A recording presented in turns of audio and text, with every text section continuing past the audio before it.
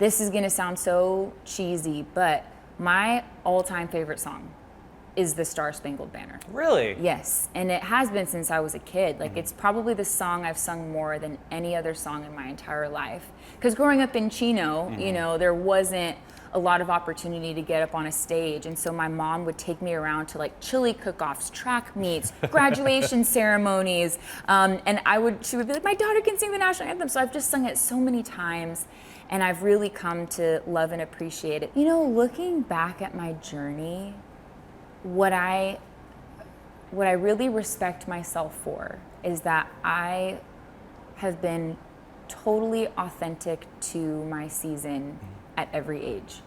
And at 17, when I first moved to Nashville, I mean, I was just inundated completely in my church community and in you know, the religious arts and in gospel music. And I had come from California, where the only opportunities I had to sing were the national anthem at chili cook-offs and church, you know? And so it was such a natural transition for me to put out my first record that was something that you would hear in a church. And I'm very proud of that I've stayed true to my heart in every season. And you know, little 17-year-old Moriah, she came out here with no family, no friends, no plan.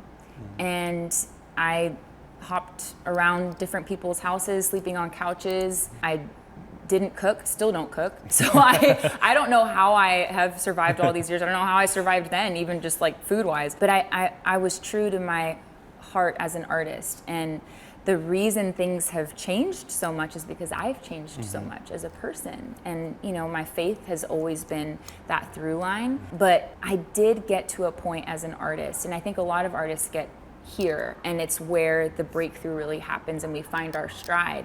If you are committed to the developmental process, you get to this point where you've tried everything and you lack the energy to do that which is not completely authentic and effortless. So it's almost like I distilled everything down to, what do I want to say? Why do I want to say it?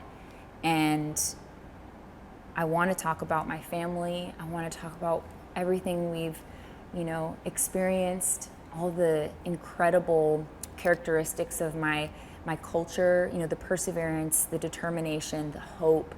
And I want to celebrate the small things. You know, people might not feel like they're very special or fancy living in the desert or living in their double wide trailer, but like, that's beautiful. And there's something that everyone can learn from a simple life and caring about the people around you. I do feel like I'm thriving. I do feel like I'm exactly where I need to be. And I know what thriving feels like because I know what surviving feels like. And this is not that.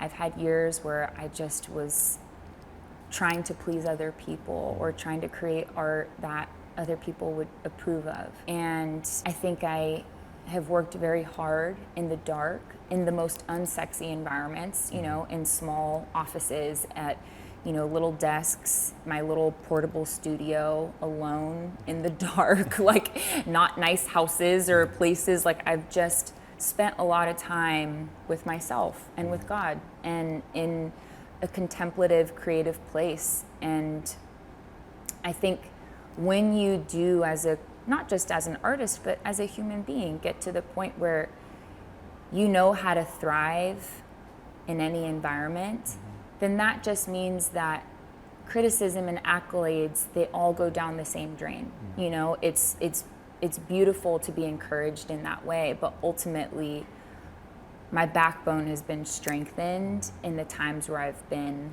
alone and no one's cared what I was up to or what I've been doing. And I've fallen in love with the process of making music, and I can do this forever. I can do this for the rest of my life. I can be sitting at the Bluebird or at the Listening Lounge, Song Suffragettes, or I could be on the Grammy Block Party or the CMA Fest stage. And I'm immediately reminded of the sacrifice it took for me to get here. You know, like my grandfather traded in his trumpet for a busboy apron when he came to this country. And that sacrifice is what has allowed for me to pursue my dreams as an artist. He had to create stability. He had to create, you know, a place where his family could be safe and safe enough to dream. And I think my parents have done that for me as well. And I hope to do that for one day when I have kids, like to create a space where you can actually dream of creating something that's never been done before. And I feel like as a Latin country artist, I'm stepping into that space. It's uncharted territory. I don't have a lot of examples of how to do this well, how to bring these two worlds together, but I'm arm in arm with a lot of artists now where we're next generation and we're trying to use music as a tool for bringing people together and creating some form of empathy, you know, in a room. So that feels like a privilege. It doesn't feel like a burden. It doesn't feel heavy to me. It feels light.